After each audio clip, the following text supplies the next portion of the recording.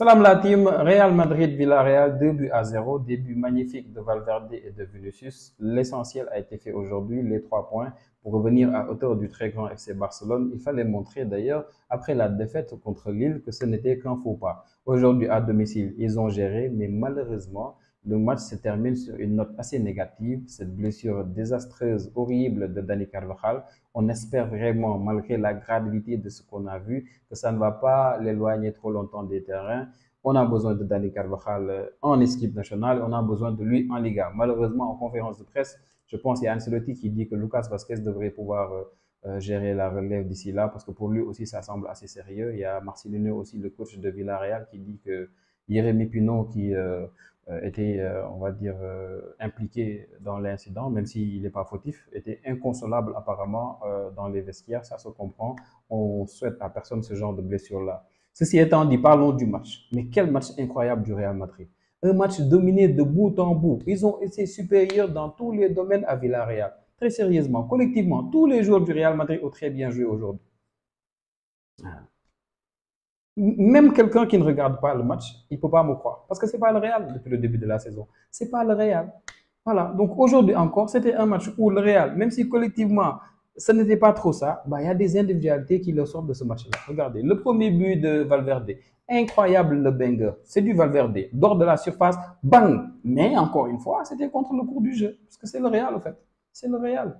Ils ne vont jamais dominer comme tu le veux. Défensivement, tu as Mendy. À l'association avec Rudiger, il était vraiment pas mal. Il gérait de fou. Mais malgré tout ça, le Real, c'est un géant au pied d'argile. Donc, par moment, il faut qu'il souffre. Donc, Nicolas Pepe s'est beaucoup amusé aujourd'hui. Et offensivement, toujours aussi laborieux. D'ailleurs, Mbappé, ceux qui lui en veulent, parce que Mbappé ne veut pas qu'on le convoque. Mbappé dit qu'il a besoin de récupérer, ou bien qu'il est toujours blessé, qu'il n'a pas encore de rythme, qu'importe. Mais laissez-le rester à Madrid. S'il vient pour sortir ce genre de match-là, pourquoi il doit venir? Zéro but, zéro passe, zéro ballon récupéré, 75 000 dribbles tentés, 72 passements de jambes du pied gauche pour aller partir du pied droit. Et surtout, 10 ballons perdus. Il va venir faire ça en équipe nationale. Pourquoi faire? Deschamps, il l'a vu lors de la dernière trêve. Il l'a vu Deschamps. Donc, il sait à quoi s'attendre. Sûrement, il a compris mieux que tout le monde que celui-là. Mieux vaut le laisser à Madrid. Et je vais tester un vrai neuf qui va se mettre vraiment sur ça, qui va rester à sa place et qui va permettre aux autres de bien jouer avec lui de temps en temps. Et quand on parle d'un vrai neuf qui va rester avant-centre dans le match. D'ailleurs, en parenthèse, je pense qu'en janvier, le Real, ils vont peut-être prendre un neuf, je ne sais pas. Peut-être Osimhen, ils vont le récupérer à Galatasaray. Parce que s'il continue comme ça, c'est le même type de prestation. Parce que Mbappé, quand on lui demande de rester en pointe, il ne veut pas rester en pointe. On chasse le naturel, il revient au galop, vous savez ce qui se passe. Donc, il aime tout le temps coller les trucs à gauche. Donc, Mbappé à gauche, Bellingham à gauche, Vini à gauche, on ne va pas y arriver. Moi, j'ai pitié de Bellingham. Je vous assure, aujourd'hui, tout le match, j'ai eu pitié de Bellingham. Parce que je me rappelle du Bellingham qui avait porté le Real l'année dernière en début de saison. Vinicius était blessé. Je me rappelle de son premier match où il était derrière Vinicius et Rodrigo. Où il y avait derrière Bellingham, Tchouaméni, Camavinga, Valverde. Bellingham, il était aux anges. Il allait sur le côté gauche combiné avec Vinicius. Il allait sur le côté droit, il se régalait.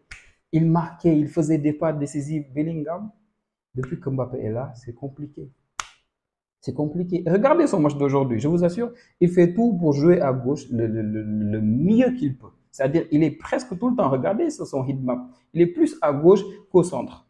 Mais le problème, c'est que la plupart du temps, celui qui occupe plus l'espace à gauche, c'est Mbappé. Il vient pour combiner avec Vini et sûrement, il va s'attendre à ce que par magie, Bellingham il soit là-bas. C'est impossible. Bellingham, il est obligé de couvrir.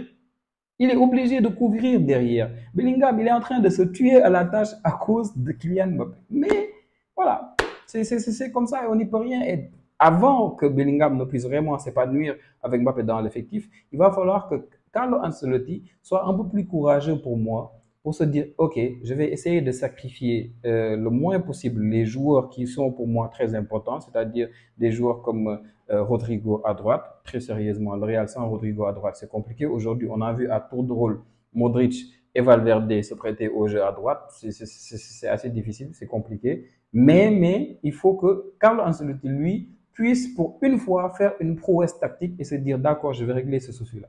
Et peut-être que c'est comme ça qu'on va régler le problème au Real. Mais pour l'instant, On voit que même Vini, quand Mbappé sort et qu'il vient jouer neuf, il gère. Quel but magnifique. Le but de Vini sur une passe de Valverde d'ailleurs, encore une fois, Valverde qui a été aujourd'hui l'homme du match, je pense que lui, Modric et Vinicius ont été exceptionnels. Et derrière, j'ai bien aimé le match de Tchouaméni, je vous l'ai dit tout à l'heure. Donc aujourd'hui, on a vu encore une fois un Real Madrid qui, par moment, a manqué de contrôle et de maîtrise. Je pense qu'en première période, ils ont été beaucoup mieux qu'en deuxième période. En deuxième période, Villarreal, d'ailleurs, Pape Gueye, avec sa grosse activité au milieu, ils ont beaucoup fatigué le Real. Mais heureusement pour eux qu'il y a des joueurs comme Vinicius qui, par moment, ils peuvent élever le niveau. Vini, peut-être futur ballon d'or, a montré aujourd'hui, encore une fois, que sur le côté gauche, c'était lui le boss.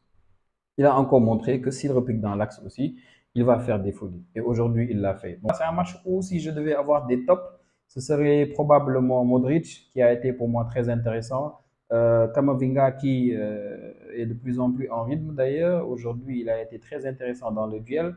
Il y a aussi, je pense, Vinicius, impossible de le rater. Lui, je pense, il a montré encore une fois de quoi il était capable. Malheureusement, il n'a pas la possibilité de tout le temps s'exprimer sur son côté parce qu'il n'est pas tout le temps seul. Et à part ça, côté Villarreal, il y a Nicolas Pepe et il y a Pape Gueye, le Sénégalais. Donc, à part ces joueurs-là, je pense qu'il n'y a pas eu de différence aussi en sortie de banc.